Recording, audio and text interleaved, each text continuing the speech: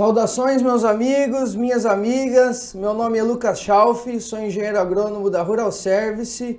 Sejam muito bem-vindos ao Resenha Rural, podcast, canal de comunicação da Rural Service, com todos os agentes simpatizantes do agronegócio.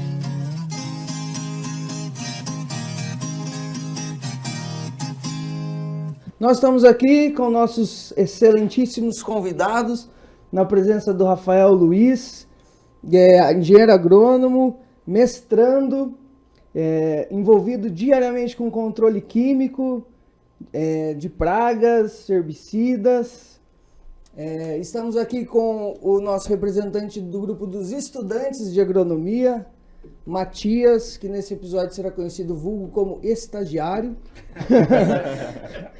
E o nosso último convidado, Luiz Guilherme, meu caro colega, formado em agronomia e biologia em Bandeirantes, mestre em agronomia, né? Isso. E trabalha com controle biológico de pragas. É isso? Pragas mesmo ou pragas e doenças? Pragas e doenças hoje.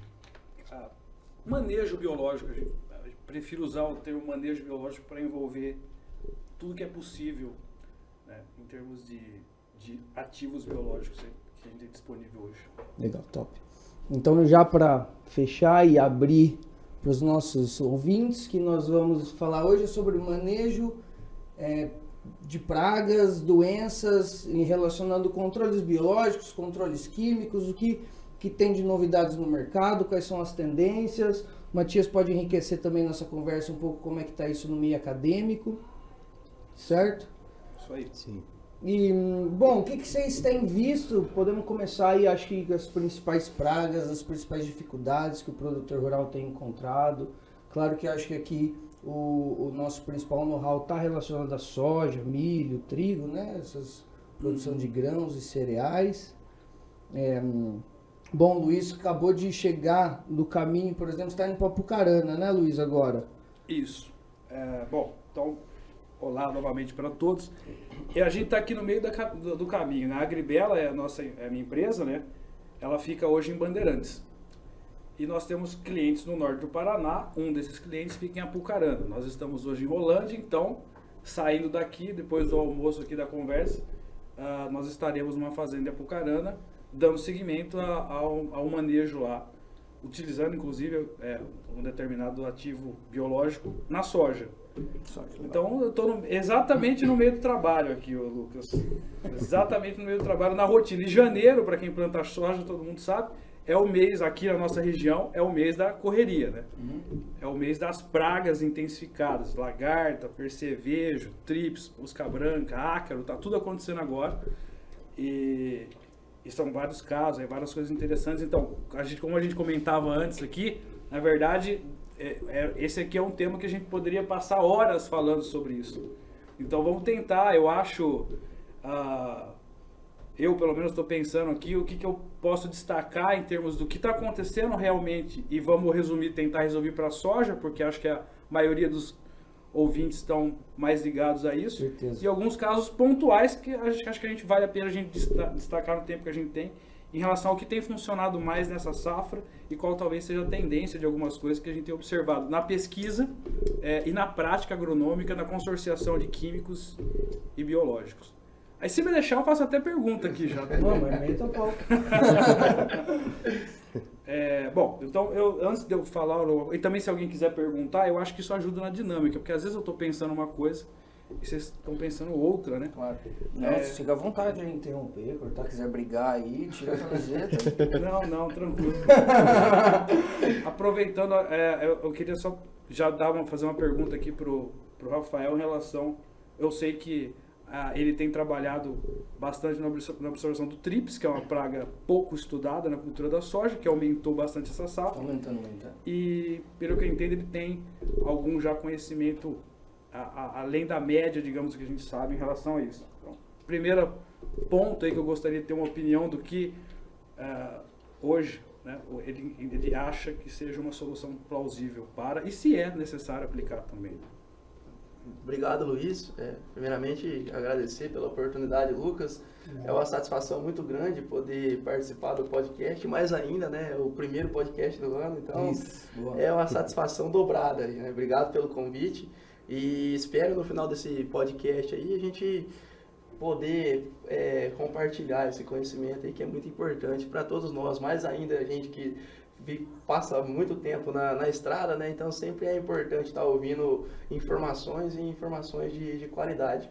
Mas obrigado, Luiz, pela pergunta, e é uma praga que está sendo reconhecida agora, né? Porque assim, é uma praga que até 2, 3 anos atrás ela era considerada como uma praga secundária para a cultura da soja. No mundo hoje, falando rapidamente sobre a Trips, tem mais de 2.000 espécies catalogadas aí pelo mundo todo. É muito importante a Trips em HF, mas eu chamo atenção para duas espécies aí. Tem a Frankliniella e a Caliotrips. A Caliotrips ela é basicamente encontrada em feijão e soja. E a Frankliniella ela é encontrada praticamente aí em todos os HF e também em soja e por aí vai, né? Então, assim, em relação o primeiro passo é identificar, né? Como que eu faço a identificação no campo? É praticamente simples. Para facilitar, a gente costuma colocar apelido. Então, a Caliotrips, a Trips, ela tem uma faixa branca nas costas. Já coloca foto aqui. Depois tem que colocar foto. Acho que não colocar no Google a Caliotrips aí, acho que é fácil a identificação. Aí a gente, para facilitar, né, no entendimento, a gente chama ela de corintiana. Legal. Então essa daí... E a Frankliniella, que ela é mais complexa, então ela vai ser as costas inteiramente preta, né? Então ela é caracterizada com essa imagem. Então, para que identificar? Porque quando a gente se fala o químico, então se na lavoura encontrar a Caliotrips, eu tenho um manejo de utilização do químico mais fácil. Então, ela é uma praga que tanto os inseticidas que eu controlo percevejo e controlo lagarta pode ser utilizado para trips. Por exemplo, na Caliotrips eu posso utilizar abamectina, acefato, posso utilizar aí uns produtos que controlam a lagarta, como o clofenapir também, ele controla essa trips. Spinetoram também acaba controlando. Essa é a Caliotrips. Mas a Frankliniella, ela é mais importante, ela tem que tomar um pouco mais de cuidado, porque são poucas as moléculas que controlam ela, como por exemplo, vai ter uma maior supressão, a utilização de spinetoram, metoxifinosida, clofenapir também vai ter uma ação dela, mas só que vai suprir. Então é interessante sempre utilizar o manejo integrado de pragas, porque ela é uma praga que ela é encontrada no solo. Então, como ela é encontrada no solo, o manejo é interessante ter no início, antes do fechamento da cultura da soja. Porque tem umas fases de ninfa que ela faz no solo. É interessante até, não sei se tem alguma informação, para a gente trocar essa ideia, é que ela tem muitos inimigos naturais. Então ela é uma praga que ela é de períodos de estiagem. Exato. E será aí que eu queria chegar também. Vocês acham que a explosão da Trips que deu tem alguma relação com algum desequilíbrio que prejudicou esses inimigos naturais? E qual região que está estourando? Não é muito aqui mesmo, no norte do Paraná, né? Nas regiões que a gente costuma andar, Bela Vista, 1º de Maio, encontrei bastante, e Rolândia também, aqui tem algumas áreas que a gente acaba encontrando. É interessante assim que períodos mais chuvosos, ele reduz a população, mas isso não impede de você ir lá entrar. Eu não sei se tem produto biológico, Patrícia, até uma pergunta importante para a gente associar junto com o químico, né? Porque assim, depois que fecha a rua da cultura da soja, você só vai ali fazer você vai reduzir a população, mas extinguir ali vai ser muito difícil, porque vai ser dificilmente o produto químico atingir essa fase do baixeiro ali, né? Na resposta aí tem várias coisas que eu queria comentar, que são extremamente interessantes. Por assim, trips tido como praga de período seco. Esse ano não está seco, esse ano está muito úmido. E todas as áreas que eu ando, de Apucaranas a Bandeirantes, tem trips, né? Me parece que no âmbito de dano, esse período úmido, tem trips, mas não tem aquela raspagem típica tão agressiva do período seco. E como o Rafael bem disse, fase de larva e pupa do tríplice é no solo. Inimigo natural que me vem à cabeça de macro, insetos que são parasitas e predadores, não tenho uma informação agora. Agora, tem uma coisa interessante sobre isso. Fungos, por exemplo, entomopatogênicos, são agentes de controle biológico, talvez os mais antigos, e hoje um dos mais usados. Exemplo, Beauveria baciana, Metarrhizon isopris, são duas espécies extremamente utilizadas comercialmente. Mas a galera lembra muito do Nomúria também, né? Sim, Nomúria, mas é que não tinha comercial, Isso, agora tem um a gente registro. via a lagarta branquinha assim, né? Hoje é difícil achar, né? Mas o interessante disso é o seguinte, fungo, via de regra, todos são inseticidas de contato. E a outra coisa interessante, os fungos todos têm o reduto deles no solo. Naturalmente, eles estão no solo. Certo. Esses todos os fungos. Então, eles não são fungos que estão naturalmente na planta. Significa que os insetos-alvo, eles se infeccionam quando estão, a maioria deles, no solo. Como o trips é uma planta, é uma praga que tem fase no solo, quanto mais fungos de solo, entomopatogênicos aquela área tiver, a tendência é que você tenha uma menor ciclagem, né? Uma redução da população de trips. E muitas vezes o agricultor está usando esse fungo para outro alvo, mas naquela área você tem redução de trips, porque ela é uma área que tem um banco de fungos entomopatogênicos enriquecido por aplicações, né, seguidas. E outra coisa interessante, o Guilherme falou, o Rafael falou várias moléculas aí, né? E uma das coisas que a gente tem tentado transmitir e fazer que aconteça na prática cada vez mais é usar as moléculas consorciadas, as químicas, consorciadas com biológicos, as químicas mais seletivas. Ele falou uma série de moléculas. Algumas pegam só o tríplice e lagartas, por exemplo. Outras pegam tudo. Acefato. Acefato, por exemplo, vai matar tudo que é inimigo natural. Essa safra que o percevejo está em baixa, por exemplo, mudando um pouco para o percevejo, a gente está observando muito a presença de uns bichinhos chamados hemerobídeos. Eles são primos dos crisopídeos, que são predadores por excelência, né? E esse bicho preda tanto na fase de larva quanto na fase adulta, os hemerobídeos. Então nós não sabemos afirmar se existe uma relação direta. Mas que fato é, faz um sentido, né? Todas as áreas têm menos percevejo e todas as áreas têm hemerobídeo. Quando eu faço um acefato, por exemplo... Só para fechar esse link aí, Luiz, você diz que então a tendência, por ter tido pouco percevejo, teve pouca aplicação de glifosato e com isso aumentou a população de inimigos naturais. E esse ano está excelente para a gente mostrar isso, para o produtor rural ter uma prova e tirar da cabeça que controle biológico não funciona. Por quê? Olha esse ano. Quem faz a amostragem para começar, se der tempo, acho que é importante a gente falar um pouco. Fala monitoramento, tá aqui do que na minha tem fala. disso. Mas esse ano prova, para quem faz a amostragem, que tem lagarta acontecendo na Intacta 1, a falsa medideira, por exemplo, realmente está por tudo. Trips está acontecendo, mas percevejo está em baixa. Então, se o produtor usou lagarticida seletivo, se ele não usou até agora inseticida, o acefato, por exemplo, que é bom para percevejo, mas se não tem percevejo você pode usar outra coisa, ele vai perceber que quando ele entrar na soja dele, tem muito inseto benéfico, mas muito mesmo. E muito provavelmente essa safra nós vamos ter áreas que não vão fazer aplicação de inseticida químico para percevejo. Porque os níveis realmente estão muito baixos, R5.3, zero percevejo no pano de batida. Por que você acha tão baixo assim a população de percevejo? Eu acho que é isso que a gente estava conversando aqui. O ano está ajudando muito, climaticamente está ajudando a soja, está ajudando os insetos, de maneira geral, os benéficos. Esse clima também, Lucas... Só contextualiza pra galera, como que tá o nosso clima essa safra? Se você pegar a temperatura média de quando a gente começou a plantar aqui no norte do Paraná para agora, ela está entre 20 e 30 graus. É mais frio, né? Mais frio, não esquentou muito, não teve aquelas... A soja produz mais soja justamente entre 20 e 30 graus. Ela trava abaixo de 17 e acima de 32. Mas, coincidentemente, essas temperaturas também são excelentes, por exemplo, para fungo entomopatogênico. Então, essa é uma safra que está sendo rara. Pena que eu não puder mostrar fotos aqui. Podemos. Depois eu posso mandar para vocês. A gente está encontrando inseto fungado naturalmente no campo sem aplicação.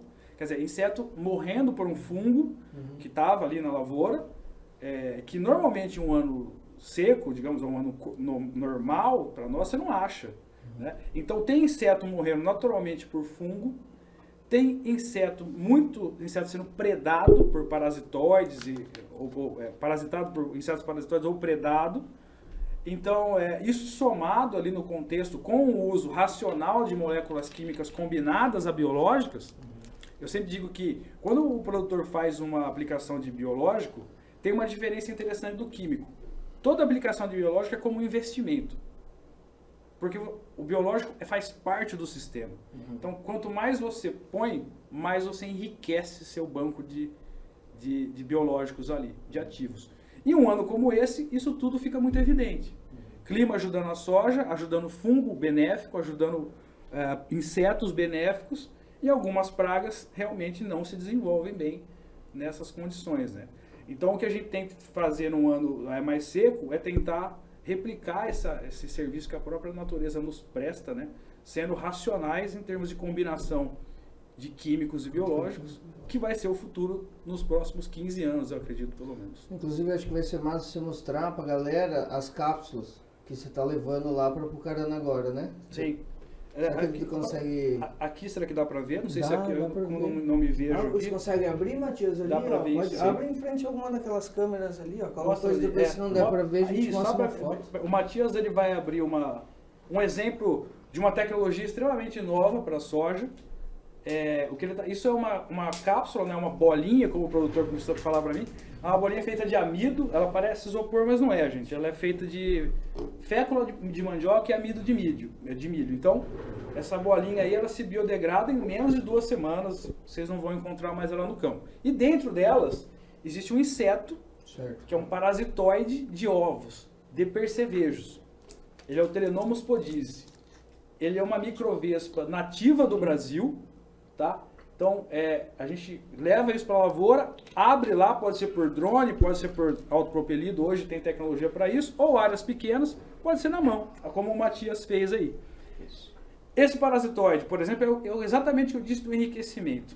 Se os senhores produtores que estão ouvindo aí procurarem na lavoura, o ovo do percevejo marrom saudável é amarelo, por exemplo. Depois ele fica alaranjado e dali sai uma ninfa. Sim. O ovo parasitado ele fica preto, escuro, porque dentro dele está crescendo um Telenomus podise.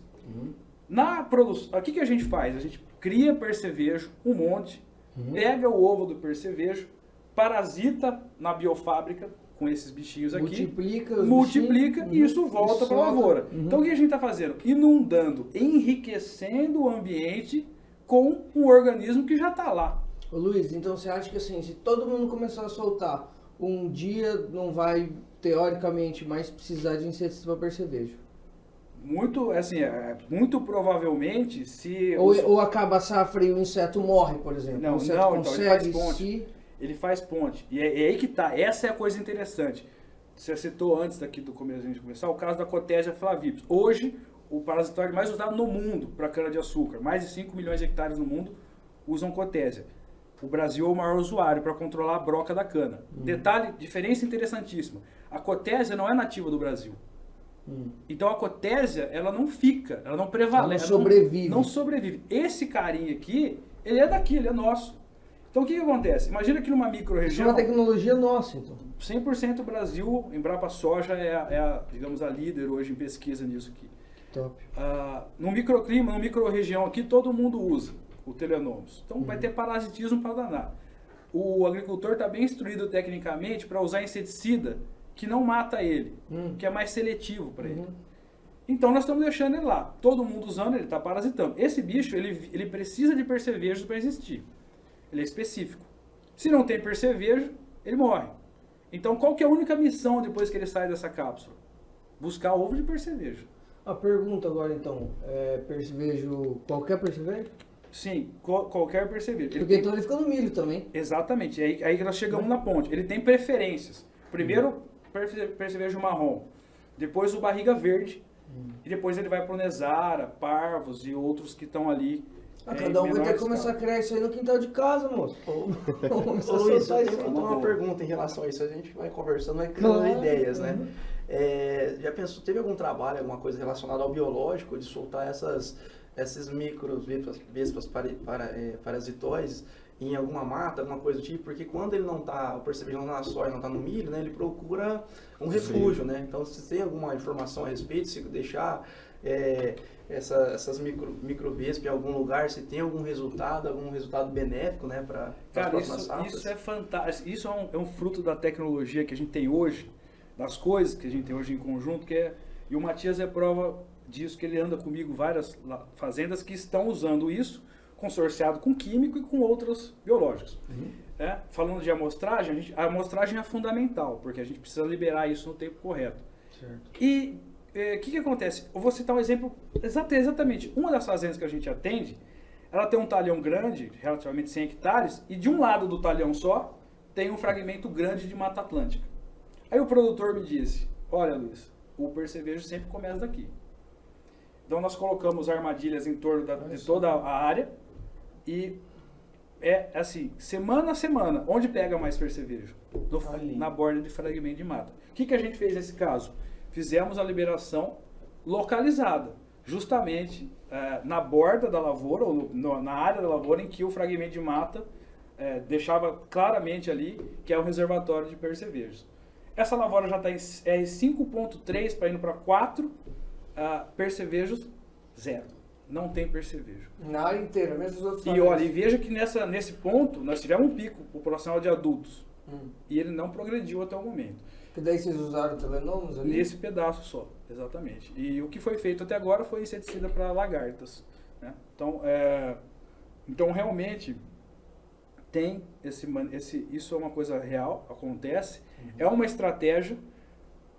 Por exemplo, nós estamos testando fazer a bordadura, porque a gente sabe que os percevejos tendem a aparecer de bordadura. Então pode ser, por exemplo, que a gente tenha um manejo de bordadura e ele naturalmente ele caminha para dentro da lavoura, porque ele anda, né? Ao contrário do inseticida, ele busca o alvo dele, né? E então acredito que seja uma estratégia, e sim, tem muito fundamento iniciar por locais de fragmento de mata, bordas ou sojas mais velhas. E lembrando que se a gente consegue manejar sem inseticidas extremamente generalistas, ele vai fazer a ponte para o milho no barriga verde. E você acha que assim, eu estava pensando aqui no controle em si, né? Porque tanto o controle químico quanto o biológico, eles têm o mesmo objetivo final, ou seja, controlar a praga. Exato. A gente tem uma preocupação com o controle químico, sempre existiu do desequilíbrio, né? O controle químico, o desequilíbrio, não só com inimigos naturais, mas até você acaba diminuindo a população de uma determinada espécie, você causa um desequilíbrio. Isso pode acontecer também com o biológico, por exemplo, se a gente está implementando insetos ali que não são naturais daquilo, naturalmente tende também a um certo desequilíbrio, né? Cara, essa pergunta é fantástica e é muito frequente em treinamento, palestra, consultoria, é muito frequente. Por quê? E tem muito sentido, E confesso que a resposta para... Depende. Não tem. Por exemplo, eu vou citar uma coisa clara, uma pergunta clássica. Tricoderma hoje é o microbiológico mais utilizado no Brasil. Tricoderma é um fungo que ele parasita outros fungos e ele promove desenvolvimento radicular. Ele é uma ferramenta fantástica. E ele faz isso porque ele é muito agressivo, é um fungo de solo. Aí me perguntam sempre, Luiz, e se eu colocar o tricoderma na semente junto com bradisóbio, inoculação, azospirilo, ele não domina todo mundo? Ele não vai dar pau em todo mundo? E aí? Então, esses trabalhos estão sendo conduzidos atualmente também. Por incrível que pareça, não tinha uma resposta clara sobre isso. Mas tudo indica que, ao que parece até agora, não. Ele convive bem com eles. Agora, nós estamos aumentando em número, assim, cavalar, né? O número de biológicos, de bactéria e fungo em lançamento. Sinceramente, espécies específicas, né? Sinceramente, ninguém sabe responder. O que vai acontecer? Agora, fato é o seguinte, e eu concordo muito com o pessoal da Embrapa Soja. O excesso é ruim. Então, por exemplo, nós vamos colocar 8, 7, 10 bactérias no mesmo tanque, obviamente que de uma ou duas espécies sobressai. Elas estão competindo no ambiente. Então, eu sou a favor hoje de usar coisas enxutas em doses adequadas. Né? Justamente pensando em não... E pontuais, assim. Exatamente, repente, né? exatamente. Para não poluir com muitas espécies que alguém ali vai sobressair. Isso é fato. E vamos não dizer, pode acontecer. Você estava falando... Não, que o Luiz estava falando da situação do solo, né? Como os fungos e aquele ecossistema no solo contribui com o equilíbrio, com o manejo. Então, naturalmente, também os produtores que tendem a fazer uma rotação de culturas, se preocupam mais com o perfil de solo, também tendem a ter um melhor equilíbrio, um melhor controle de pragas, pelo jeito, né? Principalmente percevejo. Sem dúvida, sem dúvida. Isso, cara, isso é evidente, isso é fantástico de ver na prática. Quem está conseguindo aumentar a cobertura de solo com rotação, por exemplo, está colhendo os resultados não só de produtividade por aumentar o perfil raiz, né? Isso, com certeza. Mas também a redução do complexo de pragas que não faz a ponte como faria numa área que não tem, né, manejo de solo. E também, assim, sou apoiador do uso de biológicos para solo na cobertura de reforma. E com certeza, olha, você diz o adubo verde? Isso. Ali, por exemplo, quando faz a adubação verde, tirou a soja, dá tempo de fazer, ou tirou o milho, vai fazer uma cobertura verde para entrar a soja. Aquele é um período fantástico para se usar com bionematicida, sentar com bionematicidas. Você pode pôr um mix crotalária, que já vai ajudar muito. E inserir esses micros de solo. E é um fantasma para nós, os nematóides. Né? Exatamente. Você insere no meio do ciclo, você já baixou a população muito, muito antes de chegar à cultura. Né? E o convívio, nunca se elimina a praga, mas o convívio será muito melhor.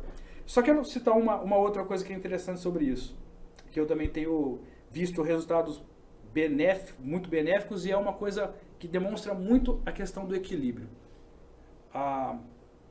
Talvez alguém dê briga aqui comigo. Isso costuma causar briga. Porque é o seguinte, eu sou fortemente contra a aplicação de fungicida triazol na tal V0, no vegetativo. Por quê?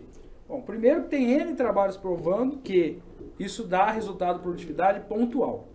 Quer dizer, se você tem problemas de mancha parda extrema, vai resolver. Se você não tem, produtividade tende a não aumentar muito. Agora, o que eu acho o errado de verdade não é isso. O errado é o seguinte, triazol mata tudo que é fungo. Então, olha que absurdo. Muitas vezes o produtor está investindo R$30 por hectare colocando tricoderma na semente. Fez alguma aplicação de Balvéria, por exemplo. Eu disse para vocês que todos os fungos entomopatogênicos estão no solo. Balvéria, metarrizo, tricoderma estão no solo. Se você aplica um triazol na soja em V4, quando ela está com a rua bem aberta, o fungicida que não foi para a soja foi para onde? Solo. Para o solo. E o que ele vai fazer no solo? Ele vai selecionar alguma coisa ali? Não vai.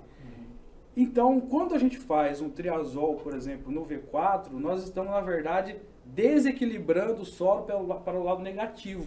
Faz sentido. Então, o que eu tenho posicionado? Quer usar um fungicida? Use um tricoderma.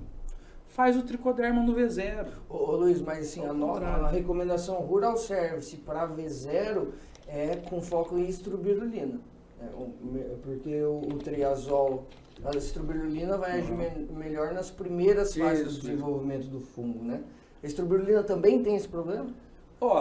Ela é menos pior que o triazol, com certeza, né? É aquela questão assim porque ela é transurininária, ela não tem efeito sistêmico, enfim, ela tem menos, ela não é tão generalista quanto o triazol. Né? Tanto que ela funciona menos para ferrugem, por exemplo, né? A estrobirulina. Então ela pega mais sinal de ciclo, justamente. Isso deve ser a primeira aplicação, nós focamos. Então assim, ela vai dar também um contraponto no que vai para o solo, porque é um fungicida? Vai. O tricoderma, por exemplo, não tem esse problema.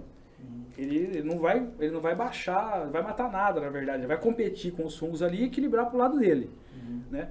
Mas entre triazol e estrobirulina, com certeza estrobirulina. Carboxamida, por exemplo, Rafael, nessa primeira não é recomendado, né? Tem algumas misturas de produtos que às vezes acaba tendo, por exemplo, triazol com carboxamida e acaba indo para o solo.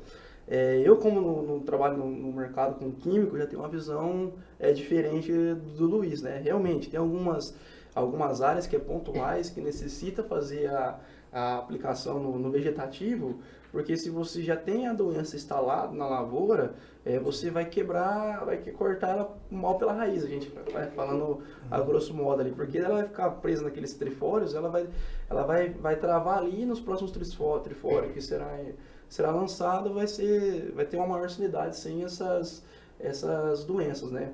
Mas o problema que eu vejo assim, vamos supor, se na área do vizinho tem esse problema, então assim, como é que vai chegar essa doença na outra área? Através de vento e N fatores.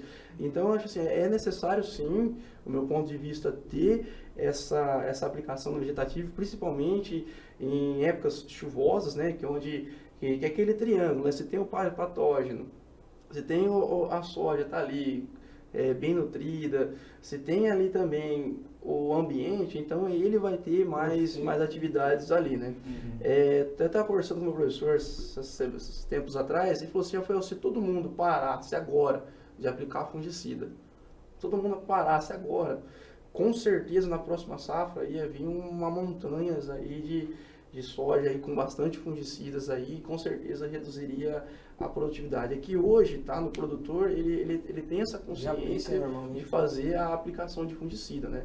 Então, assim, eu recomendo sim fazer a aplicação no vegetativo por esses fatores, para tentar quebrar esse ciclo da doença aí. E, por exemplo, tem doenças que só aparecem mais no final de ciclo, mas pensando em ferrugem asiática, por isso é interessante o monitoramento, né? Tem consórcio de ferrugem, mas ela é uma doença tão agressiva que ela pode entrar infeccionar a planta em qualquer período vegetal, em qualquer estágio fenológico da cultura, ela pode estar ali presente.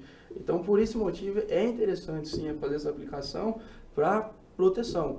Eu acho que deveria ter associar o químico com o biológico para futuros estudos, para tentar, não sei se possível for um protetor, alguma coisa desse tipo, para evitar assim a perda, causar o desequilíbrio no biológico. Mas voltando a falar um pouco dos percevejos, né, puxando sardinha aí para a parte do controle químico, que também é muito importante, percevejos, eles são pragas que são poucos móveis. Então, assim, se você tem aquele produto ali, aquele percevejo ali, ele é regional, diferente da lagarta. Se você pegar um trabalho de lagarta do Mato Grosso, provavelmente vai ser difícil ter os mesmos resultados aqui no Paraná. Então, o percevejo, ele é mais regional, que é uma praga um pouco móvel. Então, assim, para os produtores que estão ouvindo aí, a tomar decisão é interessante fazer o plano de batida, né? A tomar decisão tradicional que a Embrapa ela passa para a gente, aí se for área de produção, entrar aí com até dois percevejos por plano de batida, se for área de semente, aí um percevejo por plano de batida, né? E do mesmo jeito que o biológico trabalha com quebra de ciclo, tem produtos hoje químicos que tem tantos, que o acefato, por exemplo, que é muito comum a utilização dele, ele pode ser utilizado para apaga-fogo, a gente costuma falar, né?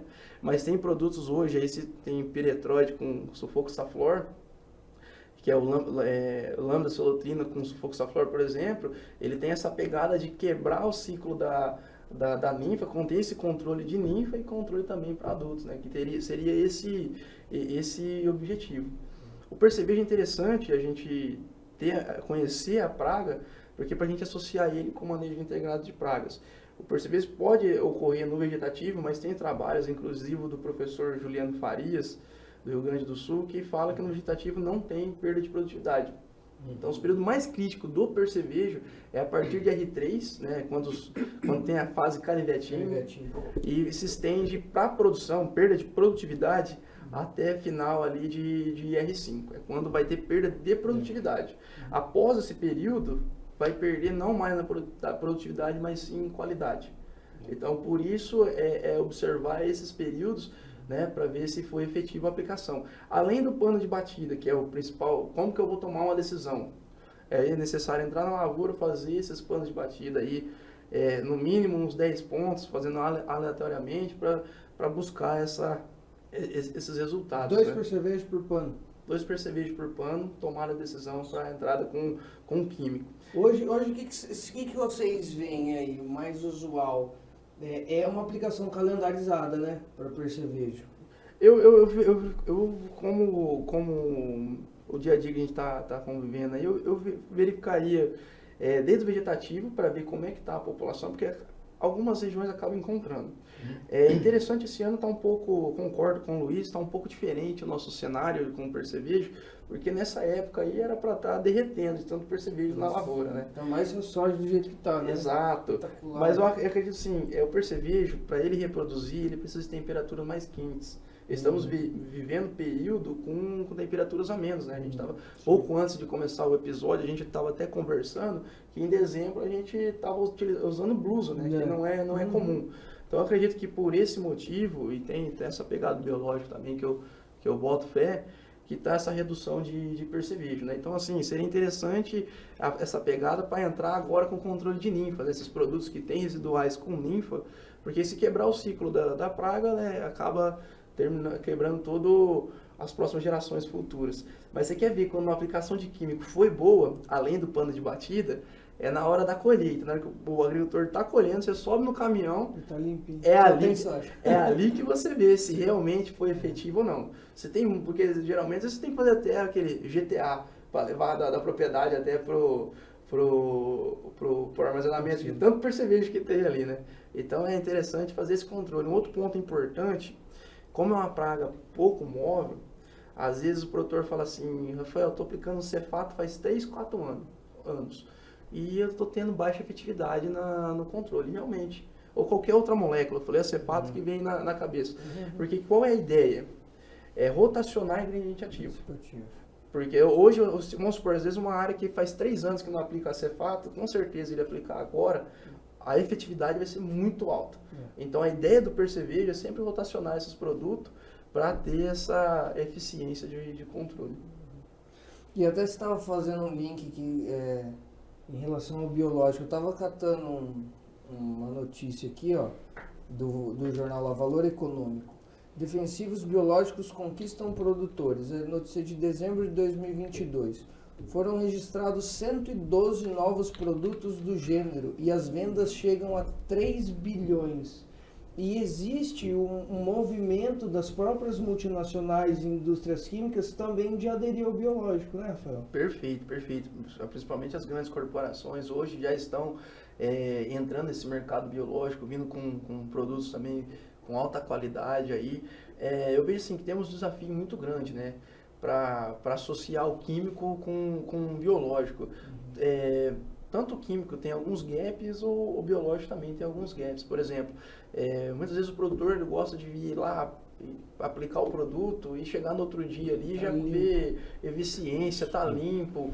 Então, assim, isso aí o químico ele traz isso daí, traz um certo residual durante algum período também e por aí vai. O químico, às vezes, tem que levar em considerações tanto químico quanto biológico, a tecnologia de aplicação. Mas eu chamo a atenção para o biológico, às vezes o químico, às vezes o pessoal até acaba aplicando, né? Mas o biológico, ele demanda um pouco mais de atenção com relação à umidade relativa do ar, temperatura. Então isso aí talvez, uma ideia de encapsular algum fungo, alguma coisa desse tipo, para ter essa resistência maior, né? Então assim, eu vejo às vezes um gap ainda, mas que com o futuro o pessoal já está trabalhando para procurar essa solução. Mas eu vejo um futuro promissor associado químico junto com biológico, assim. Além de aumentar a eficiência do manejo integral de pragas, com certeza vai ter uma efetividade muito maior do que aplicar o biológico isolado ou o químico isolado. Acho que é só uma questão de tempo, né, Luiz? Sim, Qual que é a sua visão em relação a isso? Eu acho que é bem por aí mesmo. Eu acredito que tem uma base de falta de conhecimento técnico, né, como a gente comentou aqui também antes, de que as universidades não têm disciplinas específicas para os engenheiros agrônomos ainda de controle biológico, então isso tudo é permeado de muitos detalhes que a maioria de nós profissionais não aprende ainda, então estamos aprendendo depois de formados, então passa por um período de transição, na minha opinião, que vai acompanhar tudo isso que o Rafael falou e conhecimento, distribuição de conhecimento também, né? Também para comentar isso, eu queria responder uma coisa de prática nossa. O Matias está aqui, se eu falar alguma coisa que você não concorda, não vai desmentir o chefe, velho. Não, mas é o seguinte, 2 coisas importantes, nível de ação, quando te perceber de novo, nível de ação e amostragem. Primeira coisa, sendo muito sincero, com os meus clientes, inclusive, que alguns podem ficar bravos comigo, mas o fato é que da maioria, grande maioria do que a gente roda, é calendarizado. As aplicações são calendarizadas. A maioria, né? E esse ano também foi assim, pegou muita gente pelo calcanhar de Aquiles. Por quê?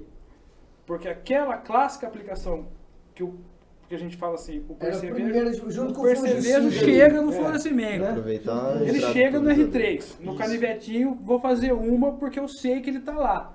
E muitos produtores, enfim, eles afirmam isso com toda a certeza. Então, põe lá. Esse ano, como a maioria das áreas que a gente atende, a gente faz trabalhos de amostragem, né? A gente atualiza toda semana. Tem um software hoje, mas enfim, a gente tem um grupo normalmente. Falou, não tem nada, gente. Aí fica aquela discussão. Não vai pôr o químico, então, para pôr cerveja? Minha sugestão é não pôr. Cara, não põe a mão no fogo por nada. Aí o cara fica preocupado. Assim, claro, meu Deus, se eu não colocar, eu vou ter que fazer outra operação depois. Mas se não tem nada e tem um vou gastar à toa. Na palavra prática, se tem inimigo natural pra caramba, torando o pau, nada de percevejo. Não justifica, assim, não é agronomicamente inteligente posicionar o inseticida químico naquele momento. Então, esse ano está provando também que, bom, e aí se eu fizer uma conta ali, tipo, às vezes eu falo assim, o inseticida ele custa pouco no manejo total. Sim. Mas se você soma esse pouco por muito, você está jogando uma caminhonete fora, muitas vezes. Você não precisava ter aplicado. E os dois falaram várias vezes assim, de monitoramento. E os dois falaram de pano de batida.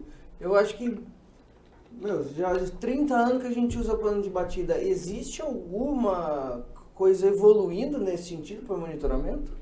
Eu já vi alguns aplicativos aí via satélite, assim, eu não sei se tem alta efetividade, não sei se o Luiz tem alguma informação. Mas ele consegue, às vezes, talvez buscar a imagem de NDVI aí, ele consegue dar uma leitura, assim, não sei se está mais verde, mais está pontual. Exatamente, assim. Daí é tomar a decisão. Mas o cara tem que chegar lá e bater o pano igual. Então, é isso que eu ia chegar. Eu sou fã da old school, né? Tem trabalho aí com panos de batida aí, muito efetivo. Então, assim, é uma baita de uma ferramenta aí, o pano de batida. E tem que sujar o pé de barro mesmo. Tem que chegar na lavoura e ir lá para fazer. Para ver se realmente é isso aí. Mas vamos ser sinceros. Eu respeito muito, a Embrapa Soja é uma empresa parceira de pesquisa da Agribela, né? Nós temos 2 contratos. Um dos contratos que já tem 3 anos é justamente para desenvolver ou aprimorar uma técnica de amostragem de pragas na soja que não seja o pano de batida, que seja ou um complemento ou, eu estou trabalhando para que seja um substituto. Por quê? A gente sabe que funciona, que é bom, que a gente vê tudo de bom e de ruim. Mas o Matias, que está fazendo as batidas de pano comigo em janeiro, com a soja, com a altura que está, sabe o quanto é difícil fazer um pano de batida, como ele tem que ser feito, né, por talhão, nas condições que a gente tem aqui. Funciona espetacularmente bem. Tá faltando uma moto naquela cação. Mas a gente... aqui no Paraná, ainda dá de carro, porque os talões não são tão grandes normalmente. Agora, no Mato Grosso é impossível, tem que ser de moto. Mato Piba, enfim, Cerrado no geral.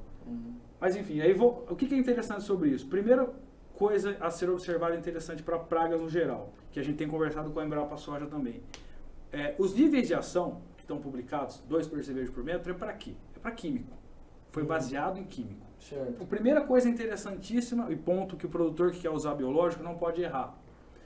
Se ele usar o nível químico para controlar a praga, vai dar errado. Eu garanto que não vai funcionar. Porque é tarde demais, você acha? Sim, sem dúvida. 2 percevejos por metro. Para usar, por exemplo, o Telenomus podísia, essa vespinha, para usar um fungo endopatogênico, não vai funcionar. Faz esse link que o Rafael falou. O biológico ele tem o tempo para ele, né? Um percevejo, para você ter... a parasitar e tal. Um exemplo de um fungo. Um percevejo morre com fungo, morre. Eficiência de controle, 45% quando tudo é bem feito. Tecnologia de aplicação, dose, espécie. Só que um percevejo, ele começa a morrer com 4 dias depois da aplicação. E ele pode levar 9 dias para morrer. Com o fungo? Apliquei o fungo hoje, infectei o percevejo. Daqui 3 dias ele começa a ficar mongol, parado. Ele pode morrer com 9 dias, exatamente. Ele pode morrer com 9 dias. Então, é totalmente diferente. Então, eu não posso usar um produto desse com 2 percevejos por metro.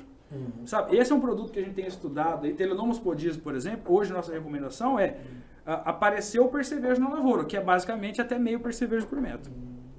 Faz a liberação no início. Muitas vezes... Já é mais fácil, Luiz. Já é mais fácil. Rafael. Então, essa é a recomendação da Embrapa, né? Se pegar as grandes corporações, ela também recomenda a aplicação, a empresa que eu trabalho recomenda a recomendação com meio percevejo por plano de batida já entrar. Já entrar com químico? Já entrar com químico, meio percevejo por plano de batida. É pouco, é bem pouco. Mas assim, é pouco, mas está lá. Você tem uma porque comprovação de praga. Porque entra basicamente a ideia do biológico, é para quebrar o ciclo da praga, né? Então, é para ter essa efetividade no controle químico, é entrar nesse período, para esse produto. Talvez para outra empresa, uma outra corporação, às vezes ela recomenda fazer a aplicação, talvez seguindo a recomendação da Embrapa, porque não tem uma efetividade com base nas linfas, né? Mas aí eu tenho que defender meus colegas da Embrapa, que eu gosto muito também, a Denê de Freitas, Samuel Roger principalmente, que são os que trabalham com percevejo, de que eles sempre vão argumentar e vão provar por A mais B, de que 2 percevejos por metro é baseado no nível de dano econômico, o que significa dizer o seguinte, que antes disso não tem dano econômico, não justifica-se fazer um investimento em algo que não te produz prejuízo. Então, o 2 metros está aí. Quando a gente fala do biológico, isso muda um pouco porque é o seguinte, se eu chegar a 2 e fizer o biológico, o meu 2 vai demorar muito para baixar. E o químico Luiz, não. Mas o então, dano econômico, ele também vai ser relativo ao valor da saca e ao valor do insumo em si. Então, sim, entra na conta. Entra o valor do saco de soja, ele entra lá na equação. Né? Mas em relação a isso, Luiz, eu vejo assim, é a questão que R3 já começa, porque assim, essa informação também é da Embrapa. Sou muito fã da Embrapa, me baseio nas informações da Embrapa, mas assim, para esse produto específico que eu falei, ele precisa dessa efetividade, né? Então assim, se já está em R3, já tem meio percevejo, então com certeza pode estar causando algum tipo de danos, né? Então, sim, por isso que é essa recomendação, né? Eu penso assim, na questão do biológico, então, porque tem algumas áreas, como eu falei para vocês, você encontra, esse ano não é o caso, esse ano está sendo atípico, mas em anos comuns, você encontra, às vezes, 10, 15 percevejos por plano de batida no vegetativo. Então, o biológico ele tem essa flexibilidade. Se eu quiser fazer a aplicação numa área dessa, com um vegetativo, tem gente que já recomenda a aplicação. No Mato Grosso faz. No Mato Grosso eles falam que é um preventivo ali, né? E no caso do biológico, eu fui lá e fiz o plano de batida no vegetativo. Vamos supor ali em V4, ali, fazer o comor, tava com o plano de batida. Ele falou, não, vou dar uma sondada para ver como é que tá aqui. Nesse caso daí... Parasitoide neles. Mas aí que você me falou, que ele demora em torno de 6, 7 dias aí para fazer esse controle. Vai ser efetivo? Olha, se você tiver no vegetativo e tiver com percevejo, eu acho muito seguro fazer, por exemplo, parasitoide de ovo. Por quê? Ele tem tempo. O percevejo está fazendo oviposição nesse período aí. E o que é interessante também, eu vou ter que falar da amostragem, não me deixe esquecer. Mas, por exemplo... O João vai ficar bravo com você, ele tem que voltar pro serviço. Não, nós já vamos sair, mas isso eu falo rápido. Como eu expliquei para vocês, na produção do parasitoide, fêmea e macho copulam lá, então parasita o ovo no laboratório, a gente põe aqui e solta no campo. Quando isso acontece no campo, no vegetativo, por exemplo, é a mesma coisa. Então, assim, a lavoura está produzindo muito parasitoide. Existe até uma proporção que a gente calculou, que uma liberação dessas aqui, por exemplo, por hectare, o fruto, a geração que sai no campo, ela é 45 vezes maior do que o que a gente liberou. Do Telenomos podias. Porque ele está produzindo Telenomos. É uma biofábrica mesmo. Em céu aberto. Exatamente como está sendo produzido lá no laboratório, entende? Então, se a gente alimenta, proporciona o crescimento populacional também no início, muito provavelmente você vai ter como a gente chega no final de algumas lavouras, você anda na lavoura, você vê tudo ovinho preto. Chega a 80% de parasitismo no final do ciclo, é bastante coisa. Então... E esse é um negócio que deve chamar a atenção do produtor, né? Com certeza. Sim, você não vê o percevejo morrer ali e virar as patas para cima, mas você vê os ovos pretejando. Sim. É interessante. E você pensa no milho, vai ver o reflexo disso no milho. Certeza. O que a gente está vendo de produtor deixando de plantar, claro, tem gente que a gente pode até falar disso, da cigarrinha, né? Mas que tem gente deixando de aplicar milho, pensando... no manejo de plantas daninhas para soja, então acho que o produtor também está criando uma ideia cada vez mais de um sistema, né? Um sistema. Que é a agricultura de paisagem que a gente chama hoje, né? a paisagem agrícola, que é justamente o pensamento de O paisagem talhão em agrícola. si, né? É isso, é não pensar na cultura só, é nas culturas dentro de um período agrícola, né? A paisagem é isso, é as pontes que podem ser construídas, De tanto todos benéficas, os talhões, todo o Isso. sistema, né? pragas e doenças. E só para falar da amostragem, desse trabalho, que eu acredito que seja uma das coisas que a gente está fazendo mais importante hoje, em termos de pesquisa, na minha opinião. O pano de batida, ele tem mais de 60 anos. Você falou 30, mas o método tem mais de 60 anos. Ele foi desenvolvido nos Estados Unidos, olha a história, pela Bayer na década de 60. Ele foi adaptado pela Embrapa Soja na década de 70 para que fosse ser usado aqui no Brasil. Agora eu te pergunto, 60 anos, a soja mudou em 60 anos? Pouca coisa, mas O que? A soja mudou totalmente. Revolucionou. A soja de 60 anos atrás e a soja que a gente faz hoje é outra soja. Assim, tanto do hábito, dos produtos, espaçamento, tudo soja. mudou na soja. Entendi. Mas o plano de batida não mudou. Ele continuou sendo uma ferramenta. Então, assim, a ideia, ou melhor, o que a gente entende é que a ferramenta de amostragem ela não acompanhou a evolução da cultura nessas décadas que a gente tem usado.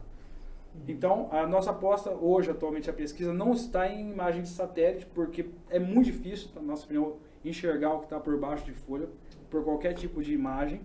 Então, o que está bem desenvolvido já há 3 anos são armadilhas que capturam insetos, praga, percevejos, todas as espécies de mariposas, de lagartas. E aí a gente está comparando isso, fazendo uma correlação com o plano de batida com a Embrapa para 3 safras. Mas para percevejo, não. Percevejos também. Começou com percevejos, na verdade. Depois a gente viu que o atrativo pegava a mariposa. Então, incluiu a mariposa e a desfolha ali como um complemento. Tipo trips. O trips é no olho mesmo. Não tem... cara. Isso aí vai ser mais uma ferramenta, né, para o produtor. Exato, isso aí com certeza vai abranger mais ainda e facilitar a tomada de decisão, né, porque entra nesse viés que a gente estava conversando, né.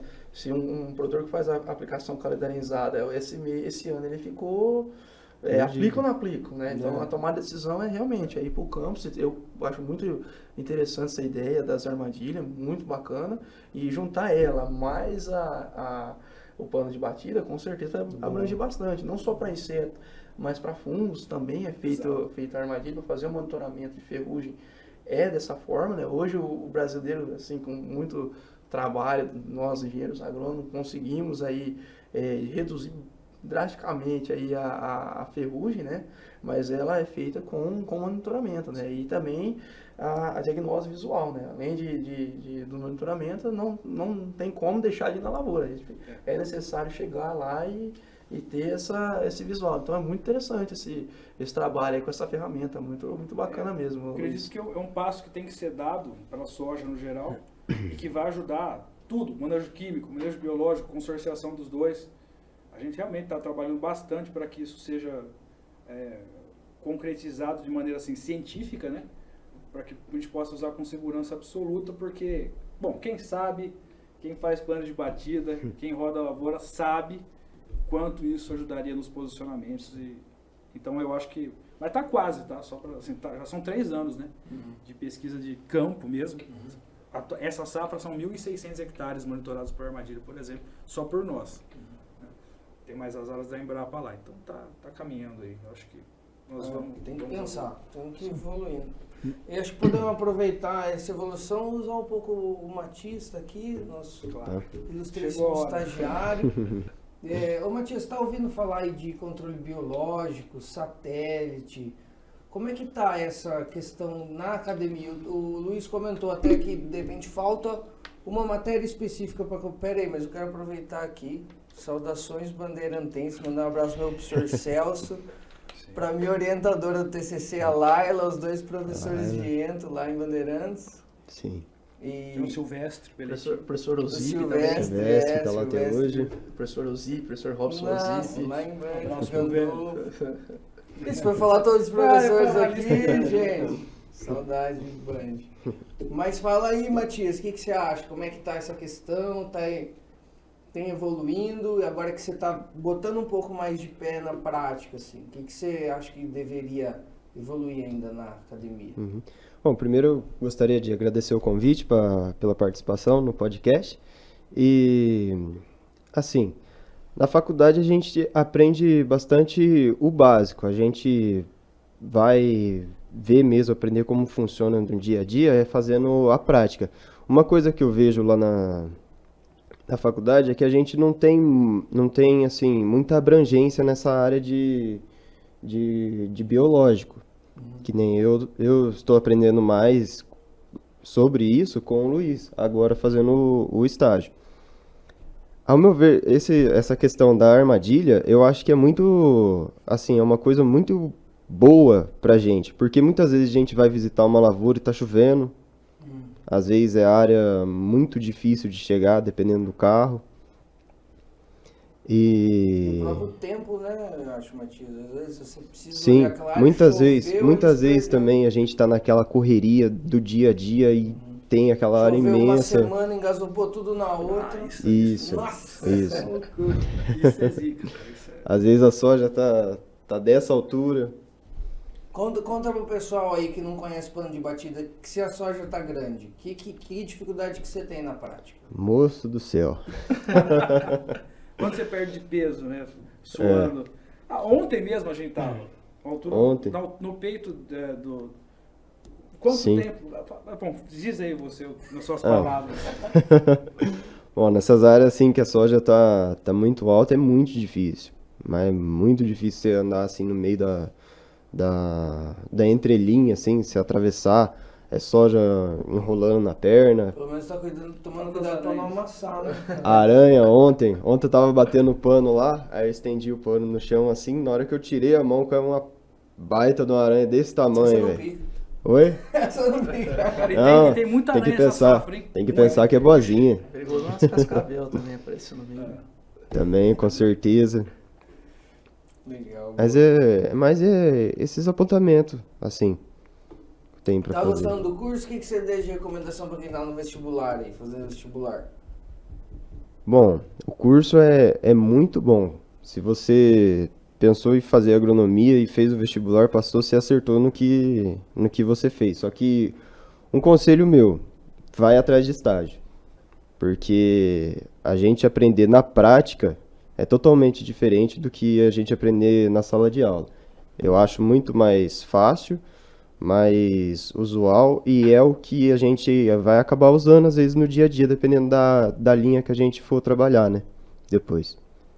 Maravilha. Eu acho que, só complementando, minha opinião também é que a velocidade da tecnologia hoje, na prática, nas empresas, é muito maior do que o tempo que a academia leva para absorver e ensinar. Sim. Então, o que o Matias falou é extremamente importante. Os estágios são cada vez mais importantes para atualizar a galera que está na graduação de coisas que no sistema privado estão sendo desenvolvidas a uma velocidade altíssima, em função da tecnologia hoje, e que a academia às vezes ainda dá uma atrasadinha para Se atualizar, né? para se Sim. atualizar. Então, realmente, os estágios, os treinamentos corporativos e tudo mais, aí hoje olha, a velocidade é alta, tem coisas chegando novas. Em biológico são 30 registros por ano, em média. Então, você São pode... 112 registros aqui, ó. É, ano passado. você pode contar que nos próximos 5 anos vai ser assim. Então você imagina o tanto de informação que tem fora do ambiente acadêmico e só, né? Então é extremamente importante realmente esse É conceito. igual a gente estava conversando antes de começar o episódio, né? Voltando a falar do biológico, veja assim que no século XX foi o up assim para a criação de moléculas químicas, né? No século XX. É. E se pegar aí década de 60 assim, foi o ápice assim da década que mais lançou, principalmente herbicida. A atrazina foi lançado nessa época, então tipo, tinha muita molécula mesmo sendo lançada. Agora já tem essa certa dificuldade, né, já não é sempre que lança as moléculas, né, até porque uma molécula para ser lançada é em torno de 10 anos e também tem um Sim. investimento muito alto, né? E fora, sem falar da resistência também, né? Muito rápido. É muito rápido. Então eu acredito assim que o futuro vai ser isso aí mesmo, Luiz. É a associação de biológico com químico aí para E biotecnologia?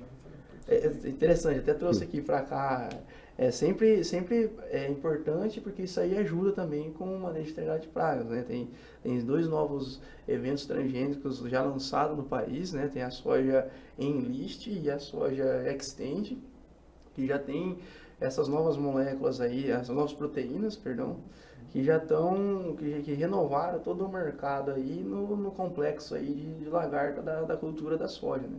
Então é mais uma ferramenta aí que é para obter esse controle de lagarta, né? Como é que está a situação da falsa medideira nas novas biotecnologias?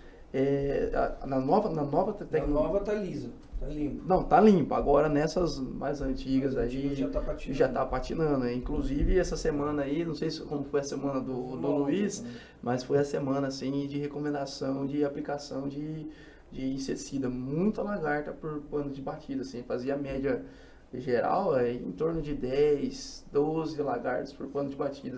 Porque até então na Intacta, contextualizando, era só Spodoptera, né? Exato. Que não segurava. Isso. E agora, então, é evidente que a falsa medideira está criando resistência intacta. Perfeito. Não, já criou. Da safra passada para essa, na né? nossa região, o salto foi gigante. Quantos anos estamos de Intacta? Foi lançada, se não me falha a memória, a primeira Intacta 2006, foi lançada no mercado, chegou no Brasil 2006. em torno de 2006, mais ou menos, 2008, essa 20 anos, época, eu acho. uns 20 anos. Consolidada mesmo, então temos uns 15 anos já a começar a resistência. Exato, e por isso a ideia, né, tem todo o manejo que tem que ser levado em consideração. Eu sei que encontra, às vezes o agricultor tem uma certa dificuldade, questão de manejo, logística até, mas é importante, reforço aqui, como engenheiro agrônomo profissional da área, a importância de fazer o refúgio, né, para estender essa tecnologia, prolongar essa tecnologia por longos anos, porque novas três são difíceis de ser lançadas. 15 anos até que foi bem, né? Os herbicidas parece que estão pegando resistência mais rápido. Não, os herbicidas aí em 2006, 2008 foi lançada a primeira tecnologia ali, e logo nos próximos anos já teve resistência a glifosato, a coniza, né, que é a famosa buva, né? E hoje você vê a dificuldade para o controle de buva, falando em folha larga, né, folha estreita. Hoje já temos também o capim amargoso e temos as futuras plantas daninhas aí que com certeza vai trazer muito problema pro agronegócio. Hoje com os desafios, né, a resistência de plantas daninhas hoje é um gargalo aí muito grande. Mas o produtor tem que estar mais atento a fazer os manejos para lagarta, porque ó, vamos pensar no caso do milho. Qual tempo levou para quebrar a resistência do milho nas últimas tecnologias lançadas? Foi muito menos que 15 anos. Mas muito menos. 4, então, talvez. Estou procurando aqui, ó, a primeira Intacta, eu acho que foi muito menos também. Não, no milho, eu digo. Na Intacta foi isso aí mesmo. As lagartas, né? Mas no milho foi muito mais rápido. Então, menor. assim, agora pensa comigo. Nós estamos colocando proteína piramidada na soja que já está no milho. A frugiperda, por exemplo, na Intacta 2, ela come. Mas ela não é uma praga que nunca foi, possivelmente nunca será uma praga na soja que cause preocupação. Mas essa paisagem agrícola é uma coisa que deve ser pensada, porque o milho quebrou mais rápido, entendeu? E aí se você vai quebrando, pô, chega uma hora que você vai falar assim, e agora? Não tem mais, vamos voltar para o convencional todo mundo? Não sei o que poderia acontecer. E só puxando sardinha para os convencionais, a gente conduz a área de convencional, soja convencional também, vários clientes têm, refúgio ou não, e tem convencionais muito interessantes. BRS 539 da Embrapa é uma soja convencional resistente à ferrugem e tolerante a percevejo. Né? Tolerante a percevejo? Tolerante a percevejo. Por que nós não vamos fazer refúgio? Produz bem, produtividade é boa, ela foge do glifosato, é bom para quebrar um pouco de resistência do glifosato em áreas de manejo de planta daninha. E ela tem resistência à ferrugem e tolerância a percevejo. A tolerância é o seguinte, o percevejo simplesmente não gosta dessa soja. Ela tem uma série de características ali, tanto genética quanto física. Mas para o recebimento não tem nenhuma diferença. Então. Na verdade, se você conseguir separar o grão da convencional, você vai ser bonificado. Só por ser convencional, não pela tolerância ou não, isso não muda nada. Se você conseguir separar a carga convencional, você vai ser bonificado por ser convencional. Isso. Né? Mas eu avaliei variedade convencional, Luiz, que deu resultado muito melhor que sim, mas ela e o preço da semente também mais baixo. É uma lenda dizer que a convencional produz menos, né? Muito que teve menos não. investimento. É que normalmente o convencional é jogado para escanteio e menos manejado. Então não se dá a mesma atenção normalmente, porque esse é o motivo. Mas elas são, já vi sojas convencionais produzirem 180 sacos, 170 sacos. A BRS, o ano passado, que foi seca, ela produziu, ela produziu 140, 145, foi a média, entendeu? Na região. Então, não, que ela estava. Não são, assim, péssimos. Eu acho que é bem possível tem produzir. bons materiais também. Ô Luiz, falando em relação de glifosato, ele entra na área de herbicidas, é a área que, fazendo os estudos ali, né? A ideia é não aplicar glifosato, né? Que criou essa tradição de fazer a aplicação de glifosato em pós-emergência. Então, essa questão do convencional, tipo assim, eu descartaria, porque o ideal mesmo de controle de plantas daninhas é antes de semear soja, porque depois que a soja emergir, é difícil encontrar 4, 5 moléculas de herbicida para você controlar as plantas daninhas. Então, o ideal hoje é plantar no limpo. Plantar no limpo, a gente até brinca, o professor Ruben e o professor Jamil, se estiver ouvindo, eles vão lembrar dessa palestra. Teve um dos congressos de plantas daninhas que o nome da palestra era pré-emergente, a volta dos que não foram. Porque com a vinda com o glifosato, deixou o uso desses pré-emergentes que vinha sendo aplicado ao longo do tempo, né?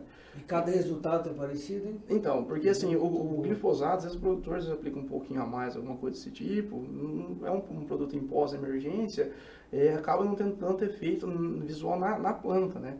Pré-emergente, se você aumentar a dose, errar a dose, com certeza pode ter algum, é um produto mais técnico pré-emergente, pode ter efeito run-off, que é a lavagem do produto, né, a lixiviação do produto na linha de plantio, pode ocasionar algum dano para a cultura, pode ter efeito de carry-over para outras culturas, talvez você quer ver efeito carry-over, áreas, principalmente no estado de São Paulo, que tinha cana e o produtor ele resolve plantar soja para dar um tempo de descanso para a cultura da cana. Se ele não tomar cuidado, às vezes não nasce nem a soja, porque tem muitos produtos pesados que já estão ali com o tempo, que pode ocasionar, às vezes nem nasce a soja. Tem que esperar 90 dias. Exato. O tributirol tem 2 anos de residual da soja, que é usado na cana, né? Então tem sulfetrazona, comazona, então por aí vai. São produtos que você tem registro para a cultura da soja, só que a concentração dele é muito menor do que quando você é utilizado na cultura da cana. Então, por esses motivos, assim, o ideal, mas resumindo, né, o nosso foco de plantas daninhas, resumindo, hoje o ideal, assim mesmo, o glifosato seria... É que hoje o glifosato ele tá um pouco mais cansado, né? Já tem bastante resistência, mas quando associado com outros herbicidas, ele potencializa. E como ele é um herbicida não seletivo, então sempre na lavoura nunca tem só uma planta de uva, uma planta de capim amargoso, sempre tem outras coisas, então ele acaba limpando. Então por isso que ainda é feita a utilização do glifosato, né? E tem essa efetividade aí. Mas é isso. Plantas daninhas é um outro episódio. Vai dar um episódio. Aqui a gente resvalou praga só, imagina, né? Se fosse pra outra. Pessoal, é isso. Vocês... Bom, acho que concluindo, se desse pra gente fazer um resuminho, vocês podem até me ajudar, mas que eu levei de lição, pelo menos para esse episódio. A primeira coisa é a importância da integração entre o controle químico e o controle biológico. A preocupação com o sistema na questão de solo, de você ter uma rotação de cultura, solos equilibrados que também vão favorecer esse ambiente, a preservação dos inimigos naturais, a característica desse ano, um ano de baixa pressão de percevejo, a conclusão ali que o Matias ajudou a gente das evoluções que tem que ser feitas na academia, os próprios estudantes, já que a academia não consegue, eu acho que nunca vai conseguir, é impossível realmente suprir 100% das demandas educacionais, que os próprios estudantes passem a se preocupar mais com os estágios, né, e com se desenvolverem antes de sair. Igual eu fiz estágio todo ano, toda vez. Eu também. Eu era um aluno. Não, eu era um aluno exemplar na faculdade. Piadas à parte, acho que essas são as conclusões que a gente poderia tirar aí desse episódio. Quer acrescentar? Foi alguma coisa? Praticamente é isso aí mesmo, concordo com o que você falou, Lucas. E assim, o ideal é sempre ter essa associação com o químico e biológico, né? Então, assim, Monitoramento. O primeiro passo, acho que tanto do químico ou do biológico, sem dúvidas, é o monitoramento, né? Porque, por exemplo, o químico, o biológico tem o valor agregado, então às vezes você vai conversar com o produtor, talvez um produto desse é muito caro, então para evitar fazer aplicações excessivas, é importante estar no monitoramento. A cultura da soja, como qualquer outra cultura, vai ter praga do começo ao fim, então é sempre se o agrônomo mesmo que surge o pé, que entra lá na lavoura, faz plano de batida, futuramente aí teremos novas ferramentas, como o Luiz falou, que vem tudo para agregar no nosso sistema, né? Então, assim, a gente está evoluindo com a cultura da soja aí, né? Se pensarmos aí no início, cultivava soja só no Rio Grande do Sul, hoje praticamente no território nacional inteiro temos sojas, e graças ao trabalho de tantos agrônomos, a Embrapa também tem um piso muito forte nesse trabalho, né? Então é seguir esse caminho mesmo, assim, para alcançarmos sempre altas produtividades, pensando na sustentabilidade. Isso aí. Deixar para quem está ouvindo. Quer mandar um abraço aí, Matias? Eu só queria dar uma fechada com agradecimento aqui também. Quer comentar alguma coisa? Gostaria de mandar um abraço para meus amigos lá de Bandeirantes que podem estar assistindo.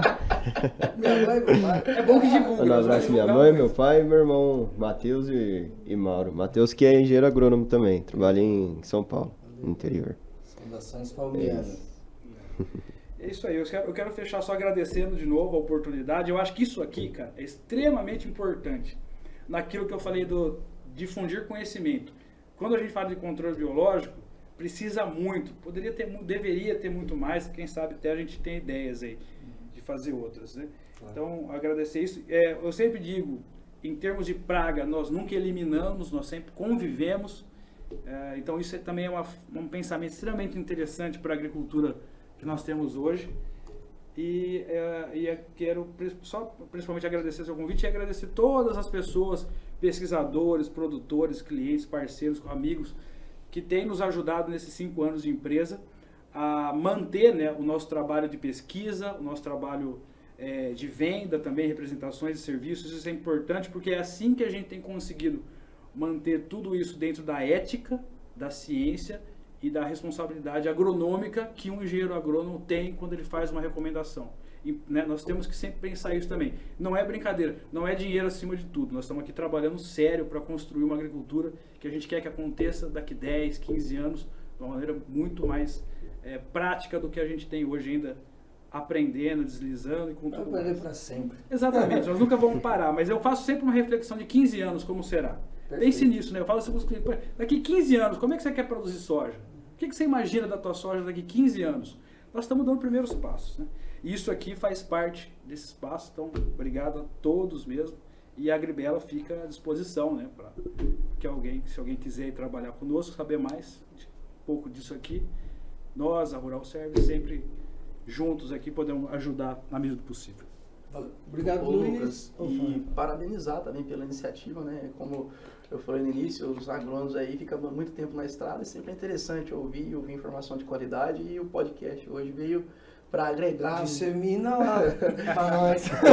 Vamos divulgar isso aqui. Inclusive, vou deixar já para os nossos ouvintes curtir, comentar, compartilhar e deixar propostas de novos episódios, de repente algum tema que nós acabamos pincelando aqui, o pessoal acha interessante, podemos trazer novos convidados. Vocês estão portas abertas para voltar. Quero agradecer também por terem aceitado o convite de prontidão. E puxando um link só para a mensagem final, assim, é bem disso que o Luiz falou, né? Como que vai ser a agricultura daqui 10, 15 anos? Porque assim, a população está aumentando, né? Estão chegando os números aí, muitos altos da população. Então, no Brasil, desmatar não dá mais, não tem mais para onde correr. Então, a produção nossa, ela tem que ser vertical. É o metro quadrado, né? Não horizontal. Então, assim, através da tecnologia, através da pesquisa, que a gente, através do desenvolvimento de mercado, que a gente vai conseguir obter esses resultados, né? Então, sempre visando a sustentabilidade. É esse a nossa missão, o nosso objetivo como engenheiro agrônomo. Aproveitar e mandar um abraço pro Daniel, depois você manda um episódio para ele. Pode deixar compartilhado. Valeu, gente. Obrigado, um abraço.